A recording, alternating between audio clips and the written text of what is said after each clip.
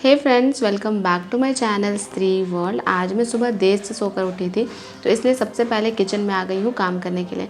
और अगर मैं अपनी बात करूँ तो मेरा देर से सोकर उठना होता है सुबह 6 बजे। मैक्सिमम मैं 6 बजे तक ही सो पाती हूँ, क्योंकि उसके बाद ना मुझे बहुत सारा काम होता है करने के लिए, तो इसलिए।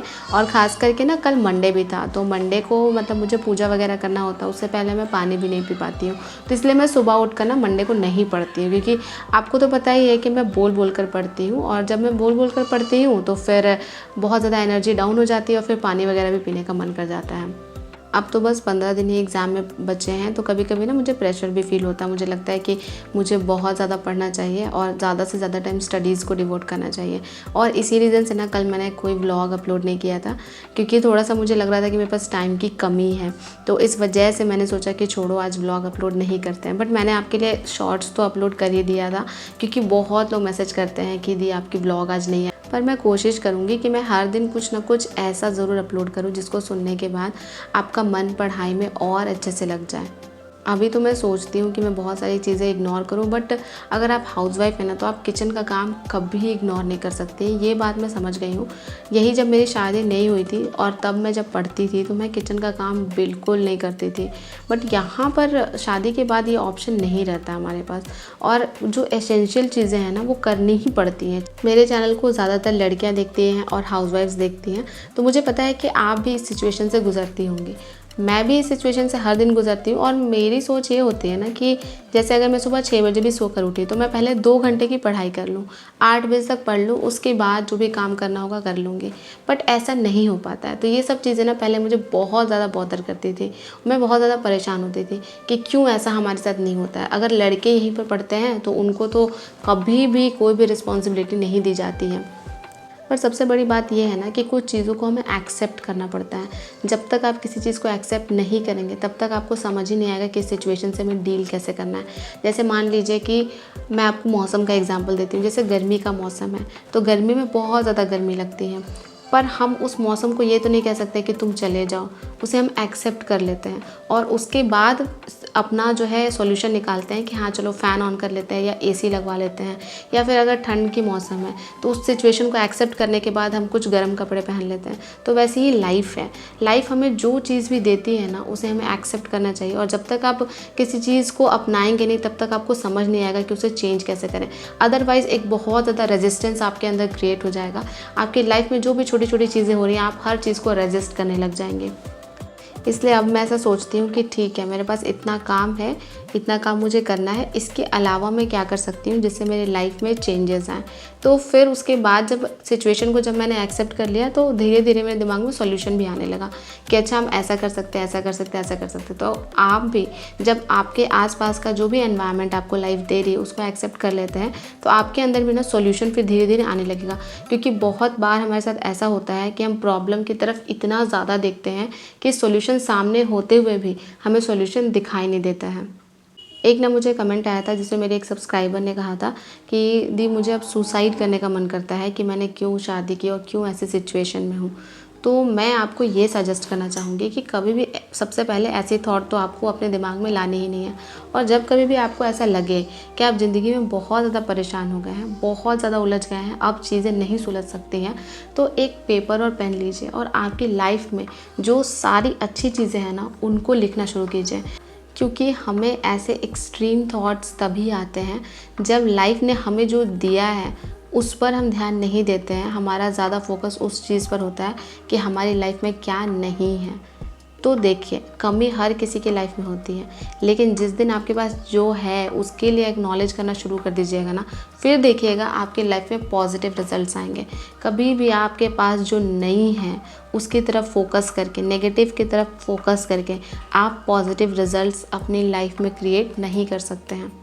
और एक बात मैं और आपको बताऊंगी कि जब कभी भी आपको बहुत ज़्यादा घोर निराशा होने लगे, तो एक चीज़ ये कीजिए कि जो आपसे ख़राब स्थिति में उनके बारे में सोचिए। मेरे साथ देखिए 2-3 दिन पहले ये चीज़ हुई थी कि 2-3 दिन पहले मैं बहुत ज़्यादा अच्छा फ़ील नहीं कर रही थी। तो मेरे हस्बैंड एक वेब सीरीज़ देख रहे थे, वो एसिड अटैक विक्टिम्स पर बना हुआ था। तो उस वेब सीरीज़ का जब मैंने एक एपिसोड देखा तो मैंने रियलाइज़ किया कि जो लोग ऐसे होते हैं जिनके ऊपर एसिड फेंक दिया जाता है, उनके लाइफ में क्या होप बचती होगी लाइफ को जीने की। हम तो फिर भी बहुत अच्छे कंडीशन में, हमारे पास फिर भी बहुत कुछ है जिससे कि हम अपनी लाइफ में आगे बढ़ सकते हैं। आप ये सोचिए कि जिसका चेहरा ही ख़राब कर दिया जाता है, वो कितने ज़्यादा डिप्रेशन में चले जाते होंगे, लेकिन फिर भी वो ज़िंदगी को जीते हैं। अपने सारे जो हेजिटेशंस हैं उनको उनसे बाहर आते हैं, दुनिया के सामने आने की हिम्मत रखते हैं। तो बस इतनी ही हिम्मत हमें भी चाहिए आज। हमारे पास बहुत सारी प्रॉब्लम्स हैं, बट ऐसे लोग भी हैं जो हमारे से ज़्यादा प्रॉब्लम्स झेल कर बहुत आगे तक पहुँच जाते हैं। तो फिर हम क्यों नहीं पहुंच सकते। तो जब भी आपको ना ऐसे डिप्रेसिव थॉट्स आएँ, सुसाइडल थॉट्स आएँ, तो आप उनको देखिए जिनकी स्थिति आपसे भी ख़राब है। आपको हिम्मत आएगी। मैं अपने सब्सक्राइबर को यही कहना चाहूँगी कि अगर आपके मन में ऐसे कुछ थॉट्स हैं तो प्लीज़ आप कमेंट बॉक्स में शेयर कर दीजिएगा, क्योंकि ना कभी कभी जब हम शेयर करते हैं अपनी चीज़ें तो हम अंदर से बहुत हल्का फील करते हैं। और कमेंट बॉक्स में शेयर कर दीजिएगा। मेरी बहुत सारी सब्सक्राइबर्स ऐसी हैं जो बहुत ज़्यादा सपोर्ट दिखाती हैं। कभी कभी कोई गलत चीज़ लिखता है तो वो उनको सजेशन भी देती हैं। तो इसीलिए आज मैं आप सब से एक रिक्वेस्ट करूँगी कि जितनी भी लेडीज़ हैं जिनको ऐसा फ़ील होता है या फिर उनको ऐसा लगता है कि उनके अंदर बहुत कुछ है जो वो शेयर नहीं कर पाती हैं, तो आज आप कमेंट बॉक्स में ना अपनी सारी बातें लिख दीजिए। देखिएगा आपको बहुत ज़्यादा हल्का फील होगा, क्योंकि आपको यहाँ पर कोई जज करने वाला नहीं है, आपको कोई मिसअंडरस्टैंड नहीं करेगा। और मैं आपको यही कहूँगी कि स्टे स्ट्रॉन्ग लेडीज़। एक दिन आप अपनी लाइफ को ओन करके रहेंगी, आप देख लीजिएगा। बस आगे बढ़ते रहिए, थोड़ी थोड़ी हिम्मत दिखाते रहिए। इसके बाद मैंने पूजा वगैरह कर लिया था और अब आ गई हूँ पढ़ाई करने के लिए। तो सबसे पहले मैं पढ़ूँगी ऑफिसर्स एकेडमी के नोट्स। बहुत लोग इससे क्वेश्चन पूछते हैं कहाँ से लिया, तो देखिए ऑफिसर्स एकेडमी के ऐप से लिया। 99 रुपीज़ में पूरा नोट्स आपको मिल जाएगा। इसके अलावा बहुत लोग पूछते हैं कि कितने रुपए में प्रिंट आउट करवाया, तो 500 के अप्रॉक्स आपको लग जाएगा प्रिंट कराने में। अगर आप करवाना चाहते हैं तो करा सकते हैं। नेक्स्ट क्वेश्चन ये होता है कि क्या इसमें सारे सब्जेक्ट के क्वेश्चंस दिए हुए हैं, तो हाँ सारे सब्जेक्ट के क्वेश्चंस दिए हैं और टोटल 7000 क्वेश्चंस इसमें हैं। अभी सुबह सुबह मैं ऑफिसर्स एकेडमी के नोट्स से ना मिडाइवल हिस्ट्री लर्न करी थी। एंशिएंट हिस्ट्री वाला पोर्शन मेरा कंप्लीट हो गया है और मिडाइवल हिस्ट्री में बहुत सारे क्वेश्चंस दिए हुए हैं। और देखिए मैंने पहले मिडाइवल हिस्ट्री का थ्योरी देखा, थ्योरी देखने के बाद मैंने पहले थ्योरी लर्न किया था, उसके बाद अब मैं एमसीक्यूज़ लर्न कर रही हूँ। तो इसीलिए मुझे इसे लर्न करना थोड़ा इजी हो जाता है।